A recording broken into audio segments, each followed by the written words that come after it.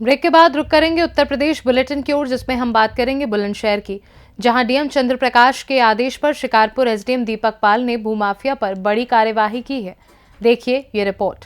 बुलंदशहर में डीएम चंद्र प्रकाश के आदेश पर शिकारपुर एसडीएम दीपक पाल ने भूमाफिया पर बड़ी कार्यवाही की है। भूमाफिया ने सरकारी जमीन पर खड़ा कर दिया अवैध मैरिज होम, जिसकी जमीन की कीमत 3 करोड़ रुपए बताई जा रही है।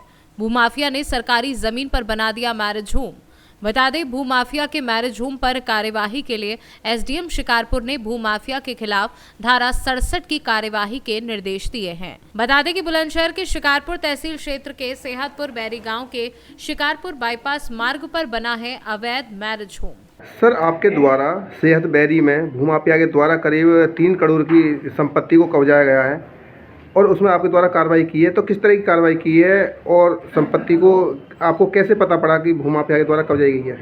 देखिए, चूँकि आप सब समझ रहे हैं कि जल जीवन मिशन के तहत हर गांव में पानी टंकी लगाई जा रही है। उसी संबंध में सेहतपुर बैरी में भी हम लोगों ने एक ज़मीन दी थी 344 नंबर पर। चूँकि वहाँ पे जब देखा गया, वहाँ पे कुछ लोग जो हैं बता रहे हैं कि भाई इसमें हमारी श्रेणी 6-2 की ज़मीन है, जो कि आधे हेक्टेयर की ज़मीन है, 0.5060 हेक्टेयर की है। क्योंकि बहुत कम होता है ऐसा कि आबादी ज़मीन इतनी बड़ी किसी जगह होती है। मौका देखा गया मेरे द्वारा और वहाँ पे देखा गया कि वहाँ पे वैसे कोई आबादी बनी नहीं है, सिर्फ एक मैरिज हॉल बना हुआ है। इसी की वजह से फिर हमने चेक कराया कि इतनी बड़ी आबादी गांव में जनरली नहीं होती है। आधे हेक्टेयर की ज़मीन है ये। तो 1359 देखा गया, उसमें देखा गया कि कोई आबादी नहीं थी वहाँ पर। उस जगह पर पूरे गाँव में सेहतपुर बैरी में 5 घाटे जो थे आबादी के थे, और उसके बाद चकबंदी हुई 1972-73 में। उसके बाद भी कोई नहीं थे, 5 ही आबादी घाटे थे। लेकिन उसके बाद जब खतौनी बनी 1975 में, उसमें अचानक से 5 की जगह पे 6 आबादी घाटे आ गए। और ये जो आधे हेक्टेयर ज़मीन है, इसको इन्होंने त्रुटिवश या गलती से या जानबूझ के जो भी उस टाइम कर्मचारी रहे होंगे, उन्होंने आधे हेक्टेयर ज़मीन को श्रेणी 6-2 की आबादी में डाल दिया था।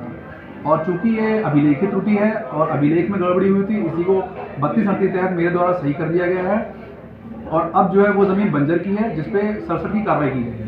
अच्छा सर, देखा जा रहा है तो अगर जिस तरह से सरकारी ज़मीन पर कब्जा किया गया था माफिया के द्वारा, तो कहीं ना कहीं इसमें आपके विभाग के कुछ लेखपालों का भी कहीं ना कहीं रोल हो सकता है। तो क्या जांच कराकर उन लेखपालों के खिलाफ भी कार्रवाई की जाएगी आपके द्वारा? क्योंकि ये प्रकरण जो है 1974-75 का है और उस समय पे जो कर्मचारी रहे होंगे उनका हम लोग जाँच करवा रहे हैं अभी, लेकिन बहुत संभवतः चांसेस ये है कि बहुत पुराना मैटर है ये, लेकिन फिर भी हम उसमें कार्रवाई करवाएंगे।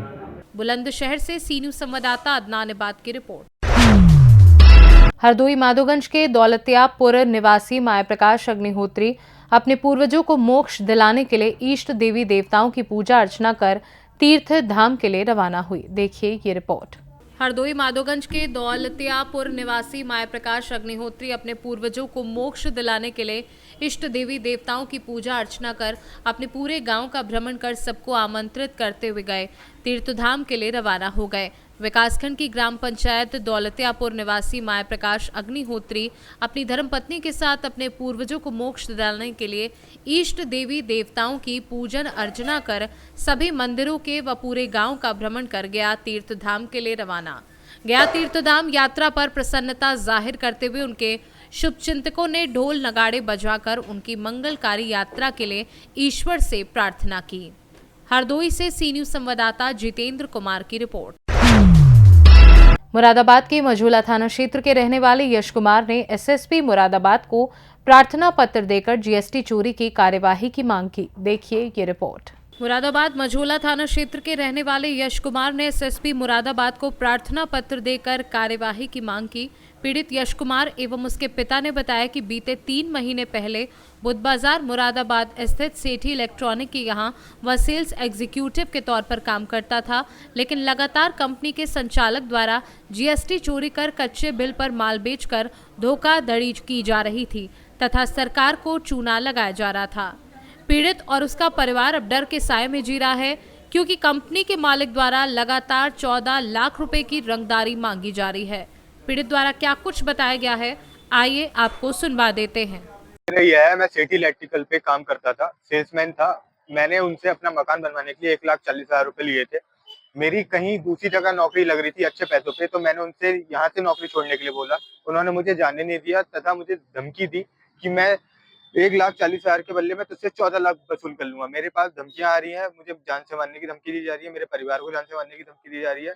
एसएसपी के पास मैं रिक्वेस्ट करने आया था कि मेरी जान बचाई जाए। आपको आपको कौन धमकी दे रहा है? किन नंबरों से फोन आ रहा है? कोई गणेश करके नाम है उनका, उन नंबरों से फोन आ रहा है। पुनीत सेठी, मोहब सेठी, ज्योति सेठी, ये लोग धमकी दिलवा रहे हैं। क्यों? मुझसे बिना बात का पैसा वसूल करना चाह रहे हैं, और साथ ही साथ मेरे मकान पे रजिस्ट्री करवाना चाह रहे हैं अपने नाम की। आपके द्वारा प्रार्थना पत्र में जीएसटी को लेकर आप क्या मामला है? सर, ये जीएसटी की चोरी करते हैं, साथ ही साथ ये पक्के बिल बेच के दुकानदारों को कच्चा माल भी देते हैं। इनका बहुत सारे अवैध रूप से बिलों का लेन देन भी है इनका। कमरे में बंद करने की बात लिखी गई है आपके द्वारा, क्या है? सर, कमरे में बातचीत करने के लिए बुलाया गया था। मेरी 45 दिन की इन्होंने सैलरी भी नहीं दी। सैलरी के बहाने मुझे बुलाया गया। साथ में इनके जो और लोग थे, कपिल मल्होत्रा नाम है एक का, प्रतीक आनंद है, ये लोहे की रॉड लेके मुझे मारा भी था, थप्पड़ लाते घुसे, ये सब मुझे मारे थे। साथ ही साथ गन पॉइंट पे मेरे वीडियो शूट किया गया है, जिसमें ये वो बताया गया है कि मैंने ऐसे ऐसे कहीं से चोरी करी है, ये करा है, डाका डाला है, ये सारी चीजें। लास्ट बार कब कॉल आई थी आपके पास?